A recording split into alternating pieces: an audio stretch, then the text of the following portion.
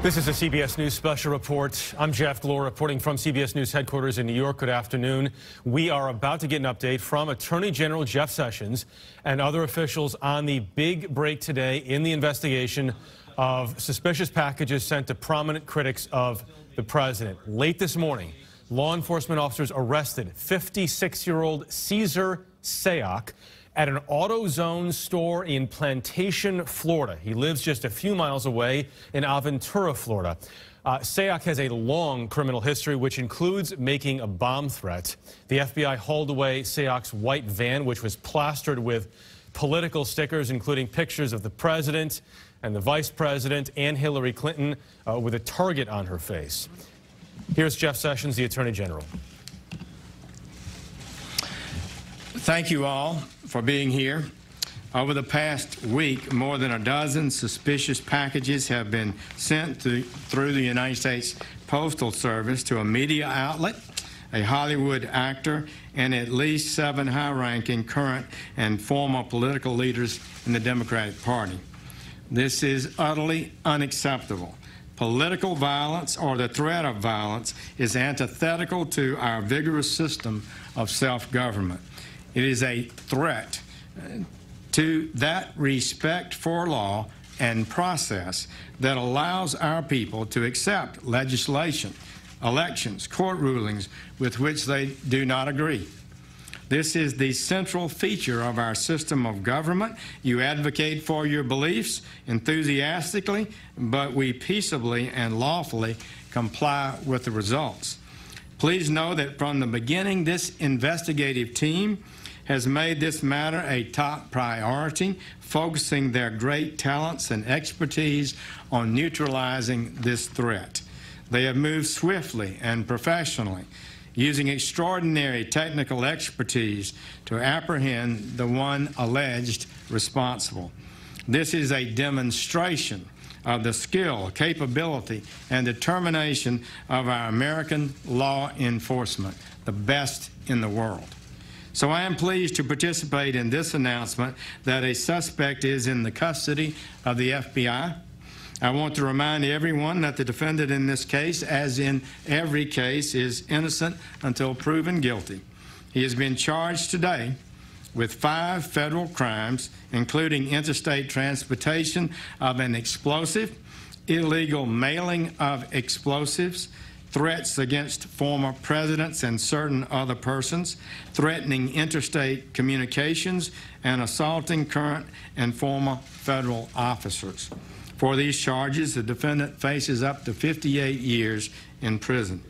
These charges may change or expand as the investigation proceeds. This is a law and order administration. We will not tolerate such lawlessness, especially not political violence. And so I want to thank FBI Director Wray and his team, all of our law enforcement partners who are here, ATF, Secret Service, postal inspectors, Capitol Police, and New York City Police Department, and the United States Attorney Berman of the Southern District of New York, and U.S. Attorney for the Southern District of Alabama, Ariana Orsham. Federal, state, and local law enforcement officers from across this country responded immediately to the cause and contributed to this effort. We are proud of each one of them. I want to reiterate the defendant in this case is innocent until proven guilty. But let this be a lesson to anyone, regardless of their political beliefs, that we will bring the full force of law against anyone who attempts to use threats, intimidation, and outright violence to further an agenda. We will find you, we will prosecute you to the fullest extent of the law. And now Director Wray, who's done an incredible job leading this effort over the last few days, he will give us the details of today's important arrest. Chris? Thank you, Jim.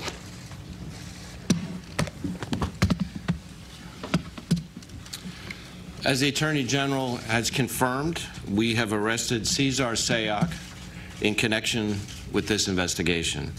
As our investigation is still ongoing, I may not be able to answer questions about his background or about his motive, What I can say is that this was a nationwide investigation of enormous scope and of the greatest importance.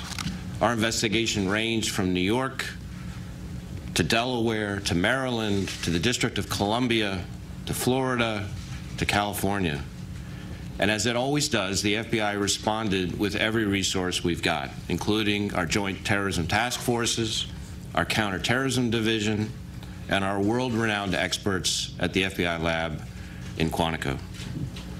But and I really can't underscore this enough, we did not act alone, as you can see from the agencies and departments represented up here today. A threat of this scope and of this magnitude requires all of us working shoulder to shoulder. And today's arrest is a testament to the strength of our partnerships and what we can do when we all work together. I want to acknowledge the many partners who helped in recovering and transporting these IEDs to our lab in Quantico. This is dangerous and highly skilled, specialized work that requires great care, and we're incredibly grateful to all those who helped us in that effort in getting those devices to our lab from around the country. We can confirm that 13 IEDs were sent to various individuals across the country. Each device consisted of roughly 6 inches of PVC pipe, a small clock, a battery, some wiring, and what is known as energetic material, which is essentially potential explosives and material that give off heat and energy through a reaction to heat, shock, or friction. Though we're still analyzing the devices in our laboratory, these are not hoax devices. I want to focus for a moment on the amazing work of our folks at the FBI lab. Based on their initial analysis, they uncovered a latent fingerprint from one of the envelopes containing an IED that had been sent to Congresswoman Maxine Waters. We have confirmed this fingerprint is that of Cesar Seyoc.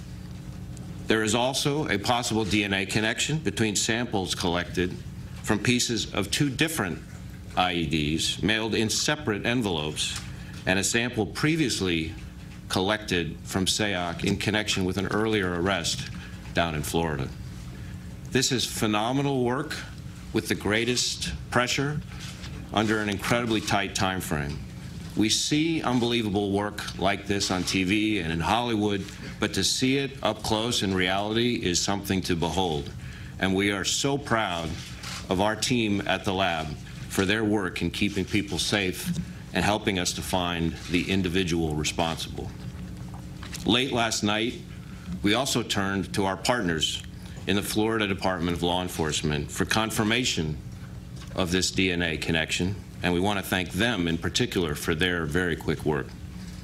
I also want to thank the men and women of the FBI's Counterterrorism Division, who remain on high alert every day to try to keep the American people safe from harm, and who move quickly and efficiently into action every single time. Today's arrest doesn't mean we're all out of the woods. There may be other packages in transit now and other packages on. So we need the help of everyone out there, every citizen, everyone in law enforcement, everyone we've got to help with this investigation in the days to come. If you've got any information, please call us on our tip line at 1-800-CALL-FBI or our email line tips.fbi.gov. No piece of information is too small. Every tip could be the one that leads to something very important. And of course, if you see something suspicious activity, please call your local authorities. We need all hands on deck. We need to stay vigilant. Finally, our partners. Too many to name from across the country because we cannot do this work alone. Everyone up here today understands that, and we take that to heart every single day as we do the hard work together of protecting 325 million Americans. Now I'd like to turn the podium over to Commissioner O'Neill from the NYPD.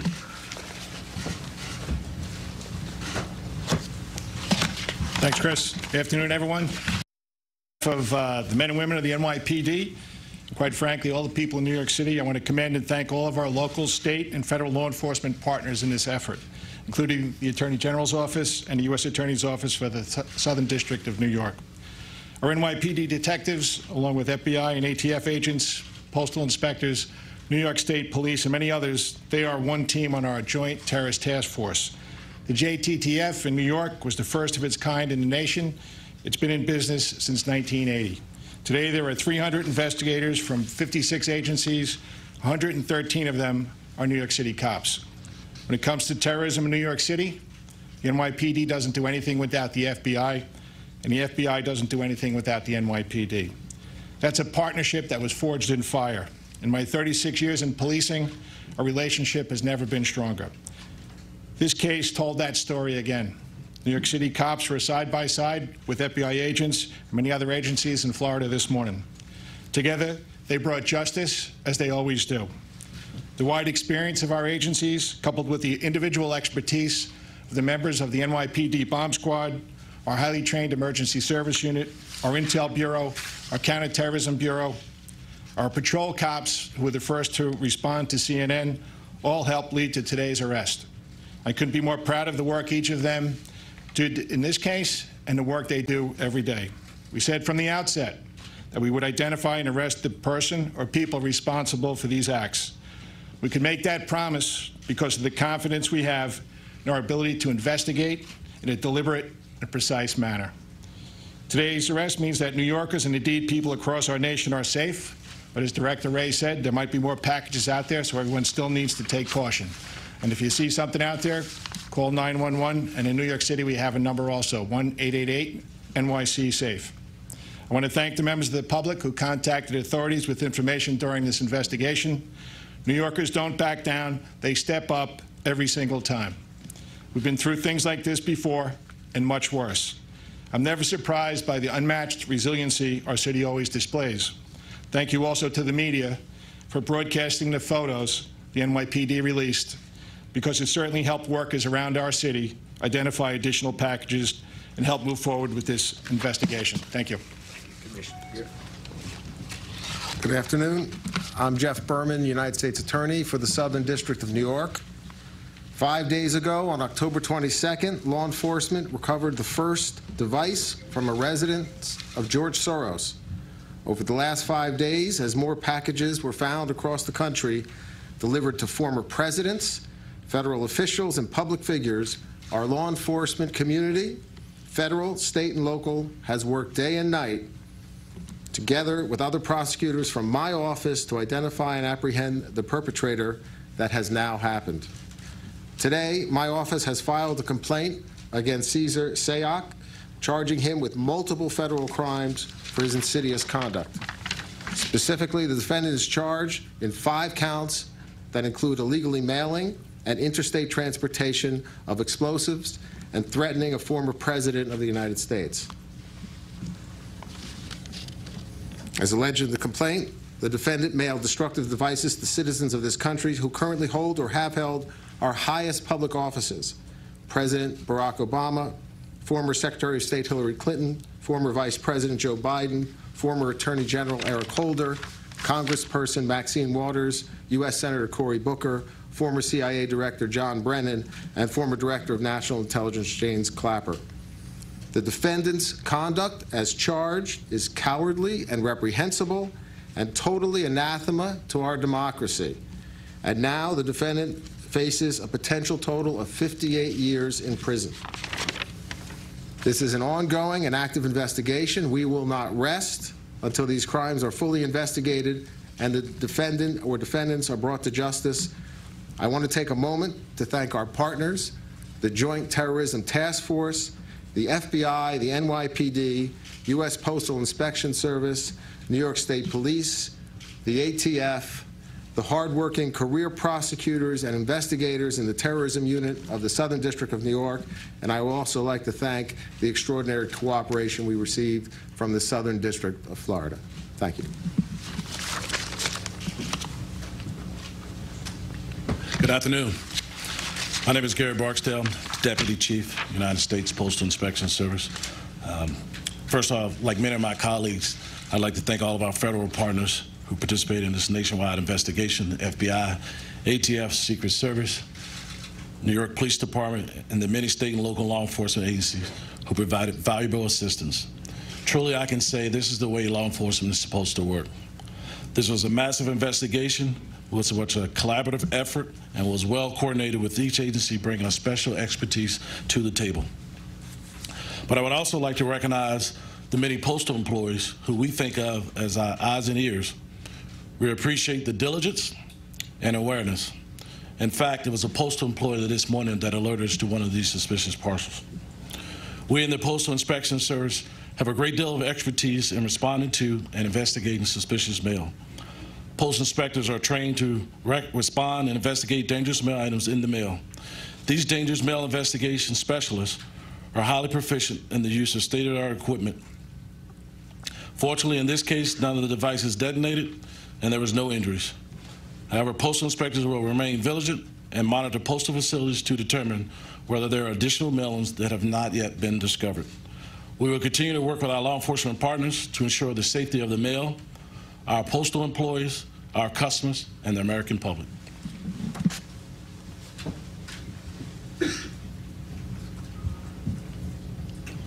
Good afternoon. Tex Ellis, the Secret Service Director.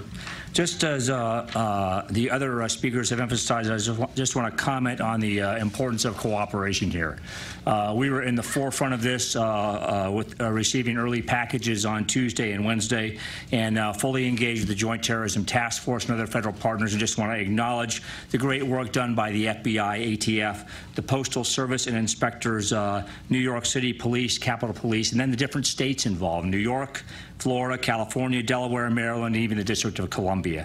So, and I also want to spend just a few minutes to emphasize how seriously the Secret Service takes these threats, how important it is to provide protection to our protectees, including former presidents and the current president and vice president, and just thank our agents and officers and analysts who not only investigate cyber and financial crime, but provide world-class protection to our protectees. I think they've done outstanding work here. I would just also remark that since Tuesday, along with Director Wray, this has been our #1 focus of the agency, is to find the perpetrators of these incidents and to bring them to justice. Thank you. With that, we'll take a few questions. Pete? Mr. Wray, can you tell us along the lines of how fast this moved, when did you or folks isolate the fingerprint? So each of the devices was being brought through what are called total containment vehicles to our lab, and they were coming kind of seriatim. And we received some of them. The first two that we received were the devices that were sent to former President Obama and the D.C. package that was sent to Congresswoman Waters. And so the analysis began on that, I think, yesterday. And we were starting to receive information over the course of the last 24, 36 hours. So it was found yesterday? I don't know the exact time, but that's ballpark. Here. A question for Director Wray and Attorney General Sessions. Can you describe your reaction to when you got word that there was a latent fingerprint that might lead you to a suspect? And also, could you give us a sense of why the devices may not have exploded? So what was the second part of the question? Any sense of why the devices did not explode? So on the first part, my reaction to hearing that we had a possible match just validated my unbelievable faith and confidence in the men and women of law enforcement, and in particular of the FBI lab. There's a reason why the FBI's lab is known as one of the very best in the world, and the folks who work there are extraordinary. And once I knew that they had a print, I was pretty confident that we'd be able to find the right person. As far as the devices themselves, it's important to say, as is in the complaint, that even if the devices, and we're still trying to determine whether or not they were functional, as they say, so we're doing all kinds of analysis on that to make a definitive determination, but they did contain energetic material, which, if subjected to the right combination of heat or shock or friction, could be dangerous to the public, and the public should treat any device like that accordingly. Attorney General Sessions, could you tell us plainly, why was he targeting Democrats? I don't know. other than what you might normally expect. He may have been appears to be a partisan, but that would be determined by the facts as the case goes forward, and I'm not able to comment on that. Is he cooperating? We're not going to be discussing where the investigation stands at this time. Pamela, can you? I'm just curious what role you think the rhetoric in the political arena might have played in this, and is that giving you more work? We're focused not on the talk, but on the work of the men and women of law enforcement here, and the work that was done over the last week is something that should make every American proud and grateful, and it's too early at this stage for us to be discussing motivation in this particular case. But just to follow up, are you concerned that nasty political rhetoric might motivate someone who's predisposed to violence to act out? We're concerned about people committing acts of violence under any motivation. Kevin. Director, do you believe that he's the only one involved in this campaign? And you continue to make reference to other devices that might be out there. Do you have any sense of how many that are still in the stream? So, as I said at the outset, and I think the Attorney General said as well, this is very much an active and ongoing investigation. We do believe that we've caught the right guy, but we also know that this is an ongoing investigation, and there's a lot of work still to be done, which means there's still plenty of unanswered questions. We'll do last question to Sarah. Well, that was my question. When did you first brief President Trump on having a suspect in custody? And if you could say what was his reaction? I'm not going to get into our discussions with the President. I will say that I received a very nice congratulatory call from the President shortly before heading over here and saw his remarks that he made at the White House. And I think he, like every American, is and should be proud of the unbelievable work that was done not just by the FBI, but by all of our law enforcement partners across multiple states in this. I think Commissioner O'Neill said it well. The partnerships that exist in the law enforcement profession right now in this country are extraordinary, are better than they've ever been, and it's exactly what the doctor ordered for this country at this time. Thank you so much. Do you think the suspect intended for the bomb?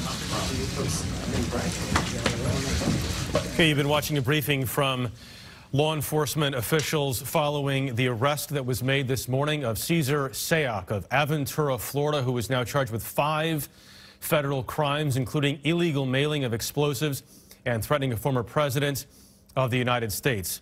The FBI now says that 13 packages were sent. They were addressed to 12 critics of the president, including former President Barack Obama, former Vice President Biden, former Secretary of State Clinton, and others. A couple big points to emerge from the news conference you just heard. One is FBI Director Chris Wray saying these are not hoax devices.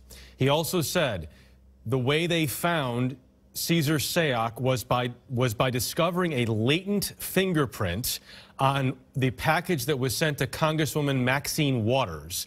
He said that analysis started yesterday. Remember, most of these devices were discovered on Wednesday. The analysis then began. He commended the FBI lab for their work, but he did say these devices contained energetic materials, and if they were mixed or heated in the right way, they could have been very dangerous. Jeff Pegues was inside that briefing as it took place. Jeff's with us now. And Jeff, you asked the Attorney General why he believed that Democrats were being targeted here.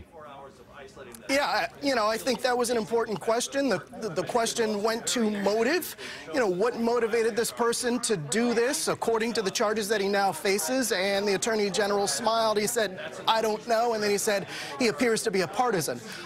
So there is an answer there, but obviously there will be more questions from those of us in the media and many other people, given what we saw with that white van that was taken away and the images on that van.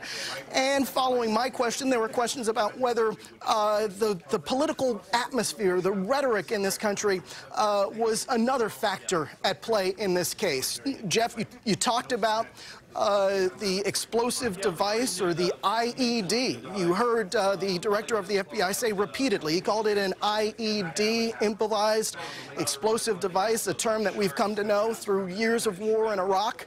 But that was a term that he used here today to describe the actions of this alleged serial bombing suspect and the devices that he was putting together, allegedly, according to the charges that he's now facing, that could end up having him spend up to 60 years behind bars if convicted.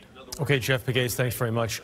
Manuel Bojorquez is outside the auto zone where the arrest was made this morning. Manny, what's happening there?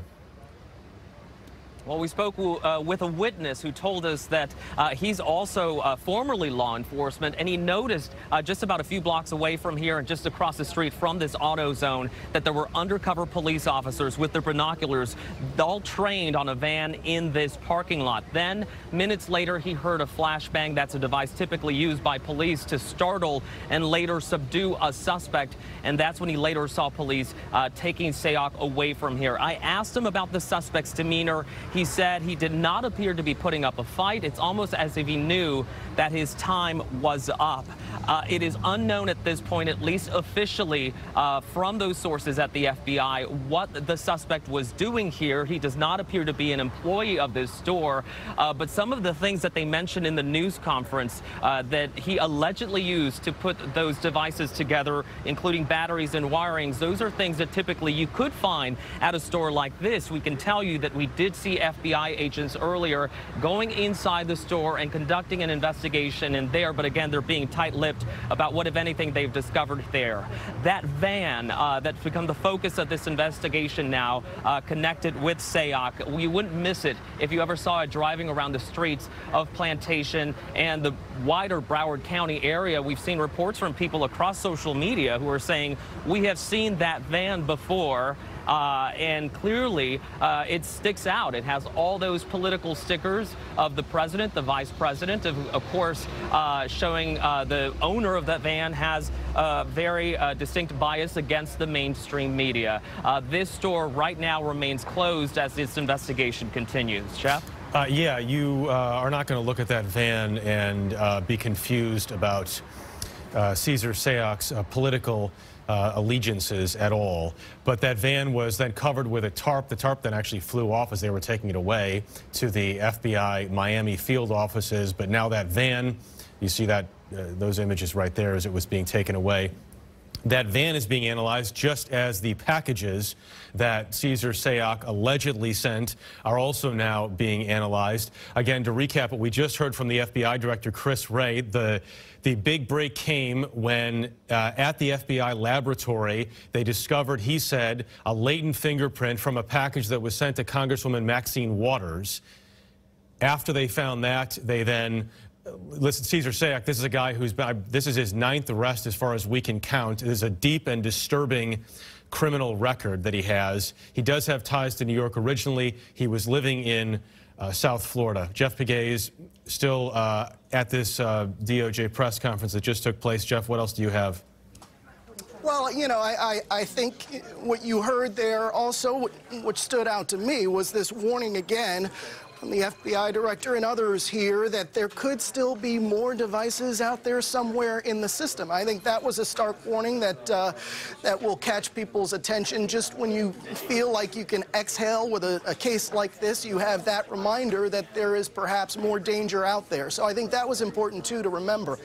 And that this is an ongoing case. For example, one question that I think wasn't answered was, you know, where was he allegedly putting these devices together? Was it in the back of that van, or was it at his mother's house, where, according to our reporting, he was living? So that is another important question here, Jeff. Yeah, the direct quote from the FBI Director, Chris Wray, was, "We aren't out of the woods yet." Jeff Pegues, thanks very much. At the Justice Department, as this news conference is held, again, the briefing and the update on the arrest of Cesar Seyoc, 56 years old, currently of Aventura, Florida, now charged with 5 federal crimes, including illegal mailing of explosives and threatening a former president. of the United States. It was said at that news conference that he faces up to 58 years in prison. We will see how this investigation plays out. It started Monday when a device was found outside the home of George Soros, the billionaire financier and a major Democratic contributor. It now appears to end on Friday morning in Plantation, Florida, in the parking lot of an AutoZone store when the white and sticker-plastered van of one Cesar Seyoc was discovered. A flashbang was delivered, and then Seyoc was arrested. We're going to have a lot more about all of this on your local news on this CBS station, on our streaming news service, of course, CBSN, and then right here tonight on the CBS Evening News. Hope to see you then. I'm Jeff Glor, CBS News in New York.